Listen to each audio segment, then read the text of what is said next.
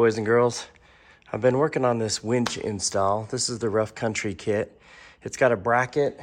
This is for my Tremor, Ford Tremor F250. It's a 2021. I think this fits the 2020 to 2022. I also bought these Kickin' Chicken Ford OEM red tow hooks that go with it. But I just wanted to give you a quick rundown. It is a 12,000 pound winch. It mounts behind the bumper. The instructions, they kind of suck. They're kind of vague, so I just wanted to point out a couple of things. This bracket right here, the main bracket, it mounts so the flanges are forward, and there is a back and a top, which is this back and this top.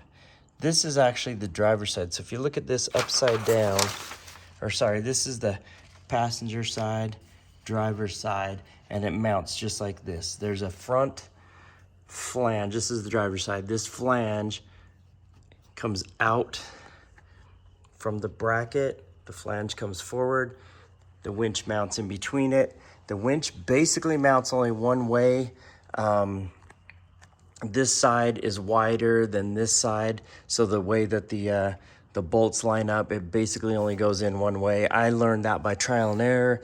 It kind of says it in the instructions, but it's really vague, like I said. There's a couple other parts that I want to tell you about.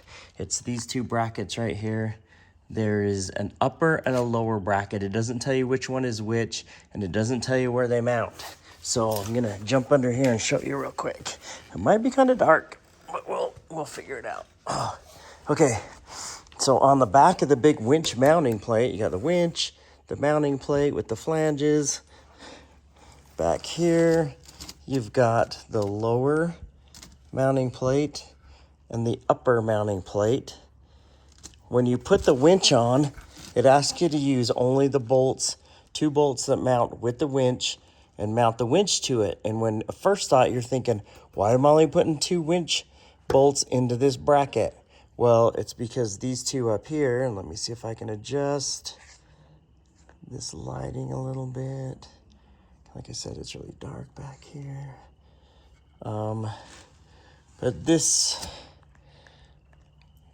lower bracket and the upper bracket actually has a couple of bolts that screw through the bracket, through the mounting plate, and into the winch. So that's all good. This upper and lower, the lower connects to a couple holes in here, and they both mount to this cross member. It's just a front cross member right here. There's already a couple of holes in the factory cross member that line up with these. So you mount both brackets through the member, cross member, and bolt them together. So I've got these all done. I've got this all bolted up. This main winch plate mounts to a couple of little brackets right here. When you put these in, you have to put them in kind of loose because you have to, in fact, I took out this rear bolt and let this pivot on the front bolt because you have to try to get, there's a 90-degree bend right here in the winch plate, mounting plate, and in this bracket. So I had to drop this down so that I could get the winch plate to slide up behind it and still have enough clearance for the winch to come up here. So that was kind of a pain. This winch weighs almost, well, right around 90 pounds, give or take. So it adds quite a bit of weight. This whole mounting kit, I think that weighs probably about 40 pounds, just off the top of my head from what I remember on the kit. But yeah, it's a heavy duty guy. So I just wanted to go over that real quick. There's another little plate that you use to mount the winch box. That's my next step. I've got to get this plate in there and mount the box to it. And then the front fair lead mounts into there. It mounts probably about right there, and you can see that there's a notch for the free spool and the engage and disengage lever. All right, I'll show more of this when I'm done, or maybe a little bit more as I go. Thanks. Bye. All right, well, that took me long enough. I've been working on it actually about 6 hours.